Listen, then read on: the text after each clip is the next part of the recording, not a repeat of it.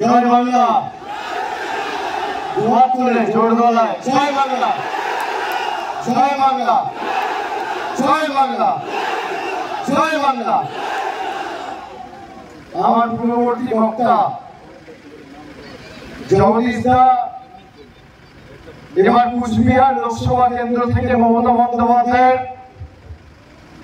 আশীর্বাদ ধন্য প্রার্থী জোড়া ফুল চিহ্নে প্রতিদ্বন্দ্বিতা করছেন।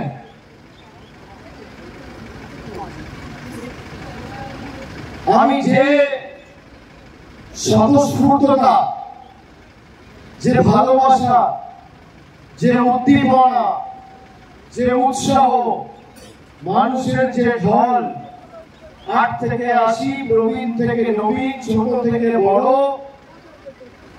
জাতি, ধর্ম, বর্গ, বর্ণ নির্বিশেষে এখন বেলা ৩টে থেকে আমরা শুরু করেছিলাম, ৪:০৫ বাজে।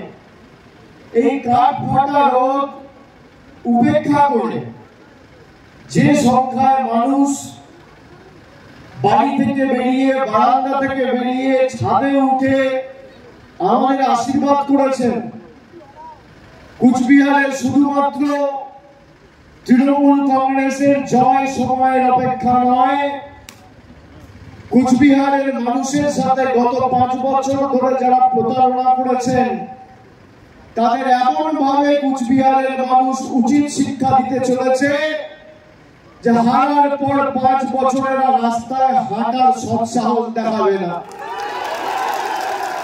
আমি অনেক সভা সমিতি করেছি, অনেক জায়গায় গেছি, মানুষের চোখ দেখলে বোঝা যায়, মুখ দেখলে বোঝা যায় তারা কার সাথে রয়েছে।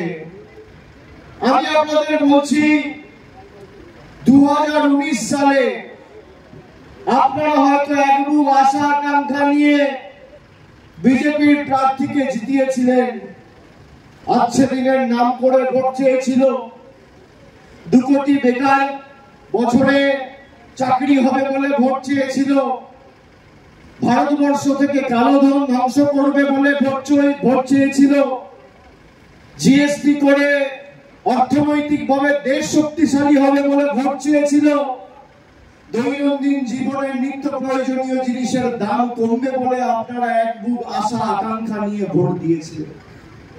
আজকে মায়েরা দেখুন, আজকে এই মূল্য বৃদ্ধির সময়কালে 10 বছর আগে নরেন্দ্র মোদী সরকার যখন ক্ষমতায় এসেছিল, একটা ডিমের দাম ছিল ৩ টাকা, আর আজকে একটা ডিমের দাম 7 টাকা। বড় লোকেরা বাড়িতে হিরে রাখে, হিরে, সেই হিরেতে জিএসটি হচ্ছে 0, 0।